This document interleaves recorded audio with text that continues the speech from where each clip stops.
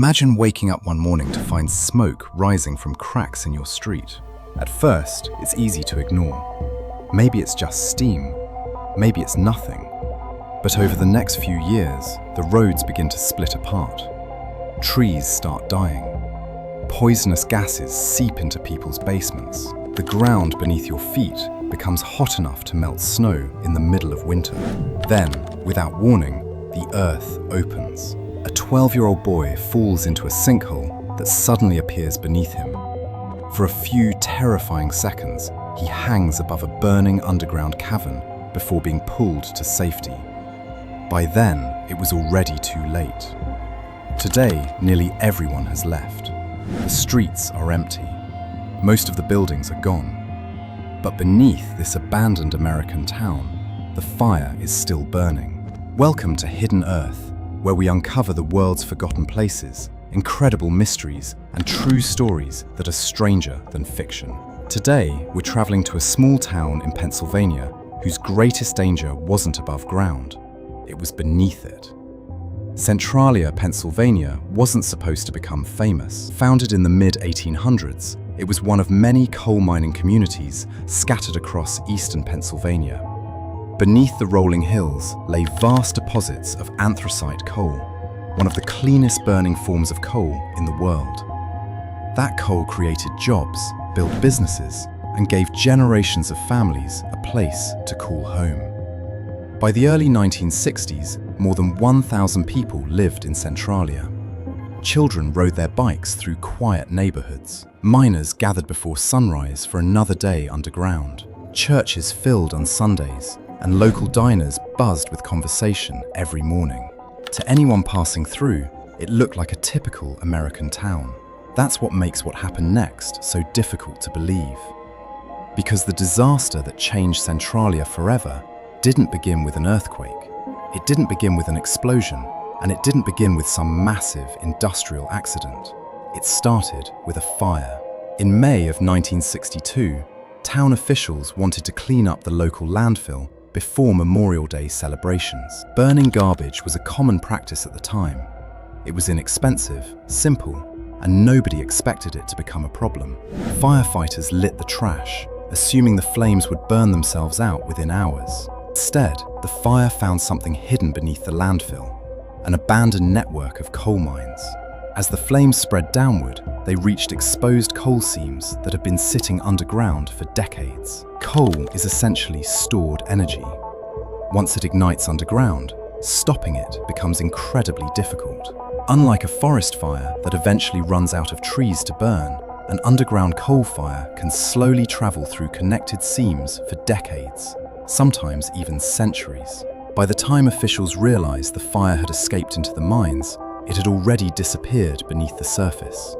And now they had no idea where it was. At first, life in Centralia continued almost as normal. The fire was invisible. There were no towering flames, no dramatic explosions, just a growing suspicion that something wasn't right. Then, strange things started happening. Snow melted in unusual patches during the winter. Steam drifted from cracks in the ground.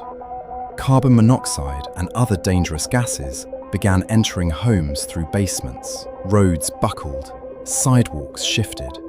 Trees slowly died as heat rose beneath their roots. Every year, the underground fire spread a little farther, consuming more coal and leaving unstable ground behind.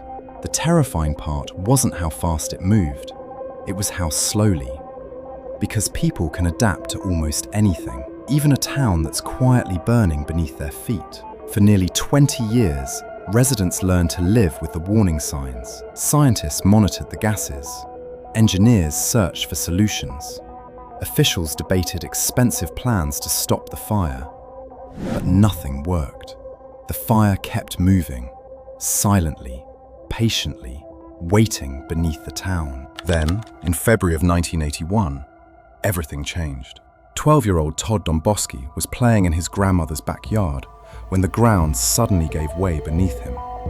Without warning, a sinkhole opened under his feet.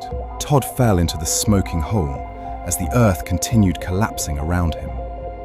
Below was a cavern filled with intense heat and poisonous gases rising from the underground fire. For a few terrifying seconds, his life hung in the balance. Fortunately, his cousin reacted instantly, grabbing Todd before he disappeared completely into the opening. Together, with the help of another nearby adult, they managed to pull him to safety. The sinkhole was only a few feet wide at the surface, but it revealed a much larger cavity below. News of the incident spread across the country. For years, the underground fire had been viewed as an expensive engineering problem. Now, it had become impossible to ignore. It was clear the fire wasn't just destroying the town, it could kill the people living there.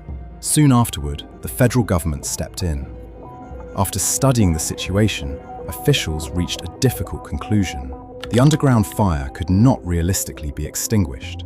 Over the years, engineers had proposed numerous solutions. Dig trenches to isolate the fire, flood the mines with water, pump in special materials to smother the flames. Every option was either technically impossible, prohibitively expensive, or simply too late. The fire had already spread through miles of underground coal seams. Instead of moving the fire, the government decided to move the people. Residents were offered money to relocate and leave Centralia behind. Many accepted, others refused. After all, how do you leave the place where you were born, where your parents lived, where your children grew up, where generations of your family are buried? For some, Centralia wasn't just a town, it was home. But year after year, more families packed their belongings and left. Homes sat empty, businesses closed, schools shut their doors. Eventually, many of the abandoned buildings were demolished to discourage people from returning. Entire neighborhoods disappeared. Today, driving through Centralia feels surreal. Streetlights stand beside empty fields. Sidewalks lead to nowhere.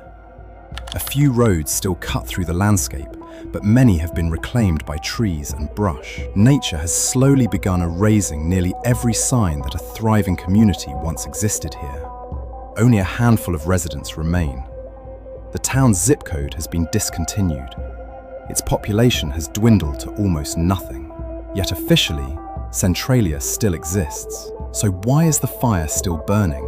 The answer lies beneath the ground. The coal seams below Centralia stretch for miles, forming an enormous underground maze. The fire doesn't burn like a campfire. It slowly consumes coal wherever oxygen can reach it, inch by inch, year after year. Even if firefighters could extinguish one section, the fire could continue burning somewhere else beyond their reach. Experts estimate enough coal remains underground to keep the fire alive for another 200 years. Some estimates suggest even longer. Think about that for a moment. Every day since 1962, while people have walked on the moon, while the internet connected the world, while entire generations have been born and grown old, that same fire has continued burning beneath Pennsylvania, almost silently, almost forgotten. Centralia isn't just a ghost town. It's a reminder of how ordinary decisions can create extraordinary consequences. A routine landfill fire, a hidden network of abandoned coal mines, and a disaster that forced an entire community to abandon the place they loved. Most ghost towns are empty because people chose to leave. Centralia became a ghost town because the ground itself became too dangerous to stay. Even today, visitors can still find warm ground in certain areas and occasional wisps of steam escaping through cracks in the earth. Beneath the quiet forests of Pennsylvania, the fire is still burning. Thanks for joining us on another journey across hidden Earth. If this story fascinated you, there are countless more waiting to be uncovered. Subscribe for more documentary-style stories from around the world, and continue your journey by watching the next episode on your screen. Till next time, keep exploring.